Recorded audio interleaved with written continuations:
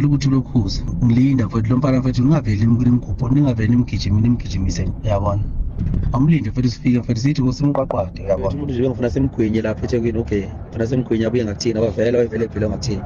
So sikwazi ukuthi manje kule nto esiyicabangayo emcimbi eqondene nathi sibe nabo abantu mfethu nathi abangobhuti yabona. Nje ngihlele kanjalo ingakho nje ngidedele lezi insizwa uMhlovo noShilisi ukuthi beye engomeni yakhe ukuthi sibe isikhimu esi-strong ngapha yabona. So ilokho manje isikhathi sokulwa vele sisekho ugazi sengilihlwithile selingamnini. Ziningi izinto esezenzekile ezingibeka njengomuntu vele oyilento edinga abantu. So isikhathi sokulwa manje mina sisekho nje vele ngicuphe ikhala ukuthi la ngenze njani la ngenze njani. Ngabe usebenzile lapho, ngabe usebenzile lo muntu une-network kakhulu uyamdinga impela. Ma uthi khona indlela impela awuqinise impela uqinise. Kuhle ngoba vele naye sike sathi ukukhuluma umuntu ongathi uzojampela ngapha eGoli ufuna ukuza ngapha eGoli.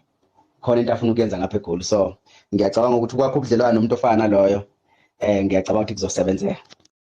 Wendoda wendoda. Yabona manje mfowethu inayini selingatholakala noma yini manje. Kubi mfowethu. Kubi mfowethu kumele uthole ama-bodyguard. Kubi mfowethu ngoba ngitshena. Ngeke vele mfowethu ukuthi unyaka nonyaka. Ngikubatha wompeki khona kuzovela. Uthole ama-bodyguard ndoda akwazi ukuyiqala manje lento kanje ngoba ngonyaka odlule wenze nje. Ndoda ngicela ukuthi ulokhuze ngilinde